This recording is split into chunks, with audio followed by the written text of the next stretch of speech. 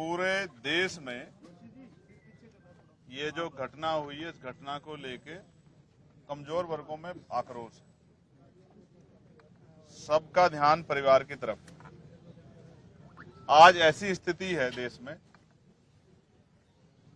कमजोर वर्ग का ना राष्ट्रपति सेफ है, ना चीफ जस्टिस सेफ है और ना ही एडीजीपी लेवल का अधिकारी सेफ। और आज जो घटना हुई, मेरे आने का सबसे बड़ा कारण यह था, कल पंचायत रखी गई परिवार द्वारा। परिवार ने 31 लोगों की कमेटी बनाई, इसमें पढ़े लिखे लोग हैं, पत्रकार हैं, एडवोकेट हैं, जस्टिस हैं और तमाम तरह के जो क्लास 1 के अधिकारी हैं, पूर्व अधिकारी हैं। तो मुझे कल आना था, लेकिन आज इसलिए आना पड़ा कि सुबह यहाँ की सरकार के इशारे पे पुलिस ने बिना परिवार की परमिशन के पूरन भाई साहब के शव को जिस तरह से बेइज्जत करने के लिए बिना सहमति के पोस्टमार्टम के लिए उठाया है, उससे यह स्पष्ट हो गया है कि संवेदना सरकार की मर गई।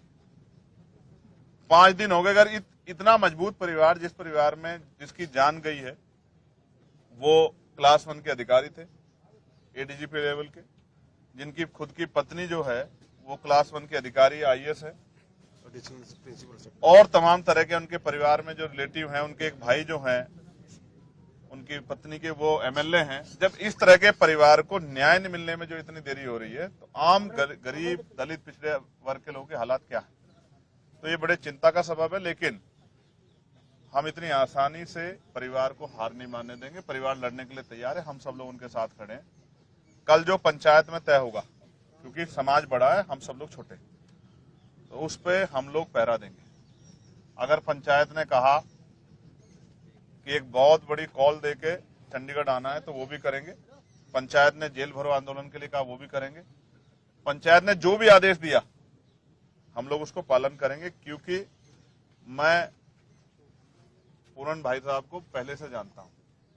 मेरे आज भी याद है, वो अंबाला रेंज में थे, तब भी उन्होंने कास्ट डिस्क्रिमिनेशन सहा है। मेरी बात हुई, कोरोना काल चल रहा था, हमने, हमारे संगठन ने, भीम आर्मी ने ज्ञापन दिया था उस समय इस बात के लिए कि भाई उनके साथ एट्रोसिटी हो रही है, उनके साथ डिस्क्रिमिनेशन हो रहा है, उनको एक अधिकारी के साथ डिस्क्रिमिनेशन हो रहा है, ये गलत है। और आज उन्होंने जो कदम उठाया, मैं इसको इस तरह देखता हूं। लोग किस तरह देखते हैं मुझे नहीं पता। अगर आप चोर को चोर कहोगे तो शायद उसको बुरा ना लगे, वो बचने की कोशिश करेगा मुंह फेरने की। लेकिन अगर आप ईमानदार को चोर कहोगे तो फिर उसको तकलीफ होगी। एक ईमानदार आदमी जिसके ऊपर इतना बड़ा एलिगेशन लगाया गया और एक कमेटी बना के जो है उस एलिगेशन को प्रूव करने की कोशिश की गई, शायद इस बात के भार को वो नहीं सह पाए, वरना जीवन सबके लिए जरूरी है। उन्होंने इसलिए कदम उठाया, उन्हें लगा कि उनको जीते जी न्याय नहीं मिलेगा, लेकिन मरने के बाद शायद पुलिस, प्रशासन, सरकार और मेरा समाज मेरी बात को सुनेगा। न्याय पसंद, संविधान को मानने वाले लोग इस बात को सुनेंगे।